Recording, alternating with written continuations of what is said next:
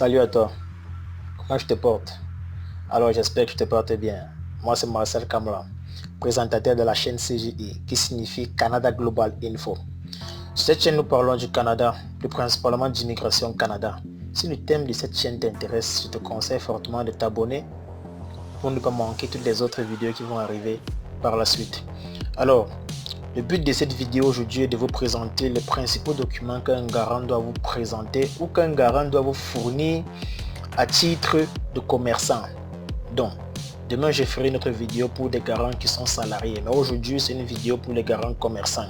Alors, je fais cette vidéo parce que beaucoup de personnes sont rapprochées de moi et qui ont demandé à savoir ces informations, surtout parce qu'ils lançaient le dossier d'eux-mêmes.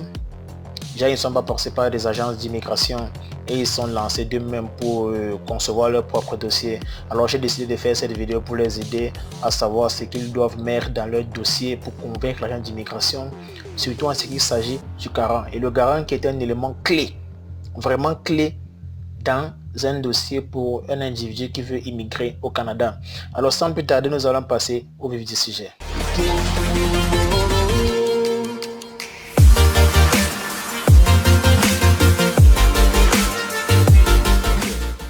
Le premier document qu'un garant à titre de commerçant doit vous présenter, c'est une preuve d'inscription au registre de commerce ou numéro de la patence.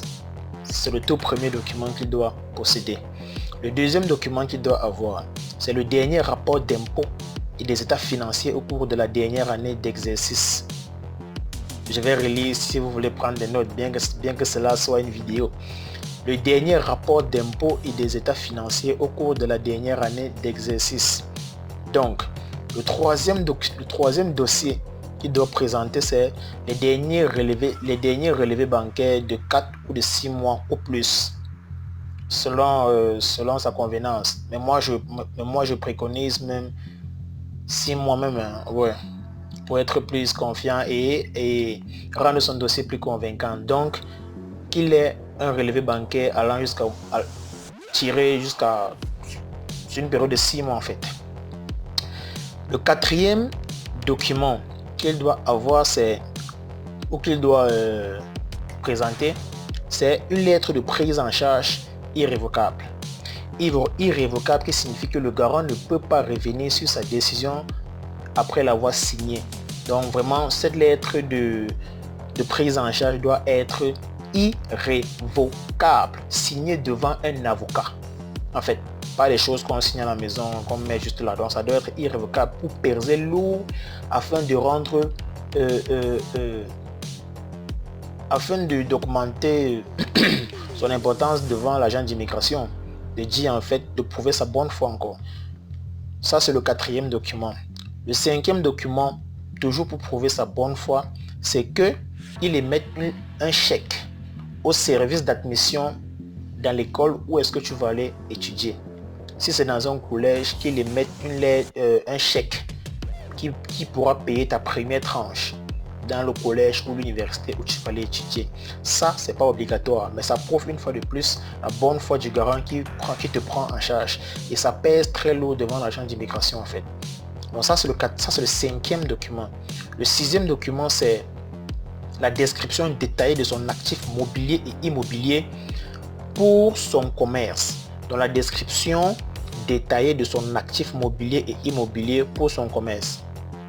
Et le septième, qui est le dernier document, c'est une description toujours détaillée de son actif mobilier et immobilier à usage personnel.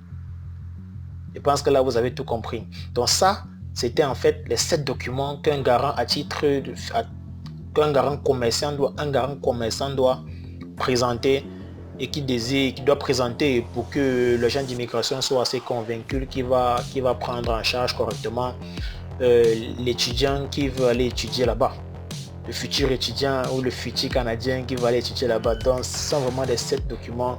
Donc, en fait, il faut que le garant tape du lourd, tape fort sur ces documents, et vraiment s'il respecte ces 7 documents, comme je vous le dis, ton dossier pèsera très lourd et vraiment l'agent d'immigration va juste mettre le visa en fait. Donc, parce que la partie garant, le secteur garant dans un dossier d'immigration pour études, vraiment c'est un dossier qui est très très important en fait. C'est tellement important.